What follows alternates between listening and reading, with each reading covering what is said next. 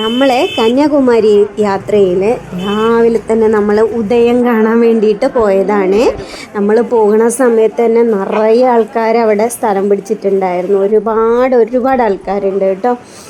ഇന്ന് അത്യാവശ്യം നല്ല മഴക്കാറുണ്ടായതുകൊണ്ട് തന്നെ നമുക്ക് വ്യക്തമായിട്ട് കാണാൻ പറ്റിയില്ല. എങ്കിലും ഒരുപാട് സന്തോഷം ഇങ്ങനെയൊരു നല്ലൊരു ഉദയം നമുക്ക് കാണാൻ പറ്റിയതിൽ.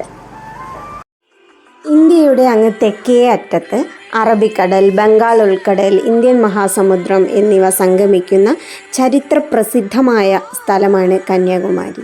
ഈ ത്രിവേണി സംഗമ സ്ഥലത്ത് സ്ഥിതി ചെയ്യുന്ന അതിപുരാതനമായ ക്ഷേത്രമാണ് ദേവി കന്യാകുമാരിയുടേത്.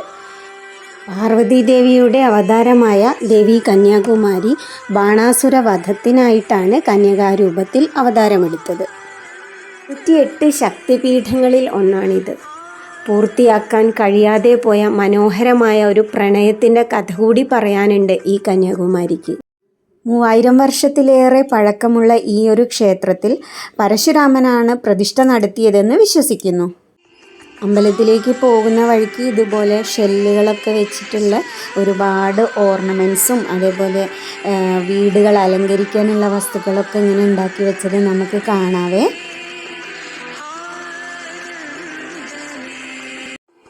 ദേവി കന്യാകുമാരിയുടെ വിഗ്രഹത്തിൽ അമൂല്യമായ മാണിക്യക്കല്ല് പതിച്ചിട്ടുള്ള ഒരു മൂക്കുത്തിയുണ്ട്. പണ്ട് ഒരു ചോളരാജ്ഞി ഭക്തിയോടെ ദേവിക്ക് സമർപ്പിച്ചതാണത്. ഈ മൂക്കുത്തിക്ക് പിന്നിൽ ഒരു കഥയുണ്ട്.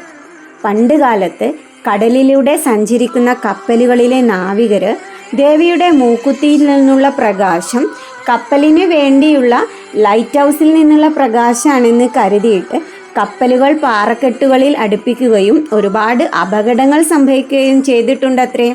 അതുകൊണ്ട് തന്നെ അങ്ങനൊരു അപകടം ഒഴിവാക്കാനായി ക്ഷേത്രത്തിൻ്റെ കിഴക്കേ നട അടച്ചിട്ടു എന്നാണ് ഐതിഹ്യം. വർഷത്തിൽ 5 വിശേഷ ദിവസങ്ങളിൽ മാത്രമാണ് ഈ നട തുറക്കുന്നത്. ദേവിയുടെ ക്ഷേത്രത്തിനടുത്ത് തന്നെയായിട്ട് ഇതേപോലെ ഒരു കുഞ്ഞു ക്ഷേത്രം കൂടി ഉണ്ട് കേട്ടോ. ഗണപതിയുടെ ഒരു ക്ഷേത്രമാണിത്. അപ്പം അവിടെ നമ്മൾ പോയി തൊഴുതു. കടലിൻ്റെ തീരത്ത് തന്നെയാണ് കേട്ടോ ഈ ക്ഷേത്രം ഉള്ളത്. ഇവിടെ നിന്ന് കഴിഞ്ഞാൽ നമുക്ക് വിവേകാനന്ദ പാറയും തിരുവള്ളുവറിൻ്റെ സ്റ്റാച്യു ഒക്കെ നല്ല ഭംഗിയായിട്ട് കാണാൻ പറ്റും. കടലിൻ്റെ ഒരു മനോഹാരിതയെ നമുക്ക് അടിപൊളിയായിട്ട് തന്നെ ആസ്വദിക്കാനും കഴിയും കേട്ടോ.